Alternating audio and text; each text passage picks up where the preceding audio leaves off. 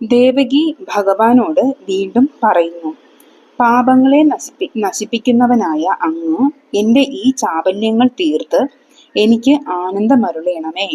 അതുകൊണ്ട് യോഗികൾക്ക് ധ്യാനിക്കാൻ യോഗ്യമായതും ചതുർഭുജാതി ലക്ഷണങ്ങളോട് കൂടിയതുമായ ആ രൂപം സാധാരണ മനുഷ്യരുടെ കണ്ണുകൾക്ക് പ്രത്യക്ഷമാകരുതേ.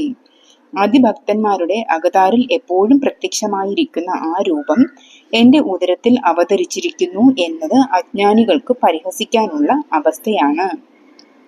ഇപ്രകാരം ഞാൻ ജൽപ്പിച്ചു പോകുന്നതിൽ എനിക്ക് മാപരുളേണമേ ദയാനിധേ.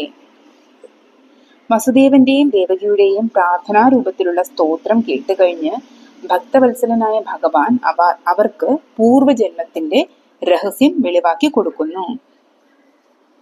ദേവകി ഇപ്രകാരം എല്ലാം പറയുന്നത് കേട്ട ശേഷം വിഷ്ണു ഭഗവാൻ ആ മാതാവിന്റെയും അരികിലുള്ള പിതാവിന്റെയും മുഖങ്ങളിൽ കടാക്ഷം ചൊരിഞ്ഞുകൊണ്ട് പറഞ്ഞു, നിങ്ങളുടെ ബാധകൾ തീർക്കുന്നതിന് മഹാവിഷ്ണുവായ ഞാൻ നിങ്ങളുടെ പുത്രനായി അവതരിച്ചതിന്റെ കാരണം കേട്ടാലും.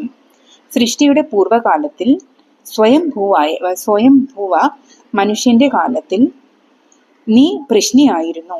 ഇവനോ രാഗാദിദ്വേഷങ്ങൾ തീണ്ടാത്ത സുതപസ് എന്ന പ്രജാപതിയും ആയിരുന്നു. ആ പ്രജാപതി തന്റെ പത്നിയും ശീലവതിയുമായ കൃഷ്ണിയോട് ചേർന്ന് എന്നെ ധ്യാനിക്കുകയും എന്നെ പ്രസാദിപ്പിക്കാനുള്ള പൂജാതി കർമ്മങ്ങൾ അനുഷ്ഠിക്കുകയും ചെയ്തു. അതിൽ പ്രസാദിച്ച് ഞാൻ പ്രത്യക്ഷനായി. ഇനി വീണ്ടും പ്രജകളെ സൃഷ്ടിക്കണമെന്ന് ആജ്ഞയും നൽകി. അപ്പോൾ ചിത്തമാലിന്യങ്ങളൊക്കെയും തീരുന്നതിനു വേണ്ടി പ്രജാപതിയും ഭാര്യയായ കൃഷ്ണിയും ചേർന്ന് ഉഗ്രമായ തപസ് തുടങ്ങി.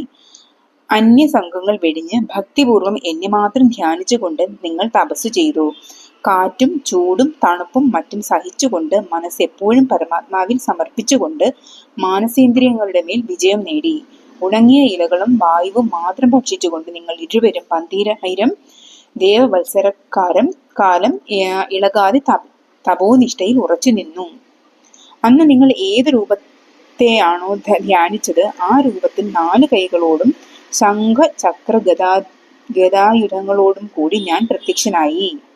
നിങ്ങളുടെ അഭിമതം എന്താണെന്ന് ഞാൻ ചോദിച്ചു.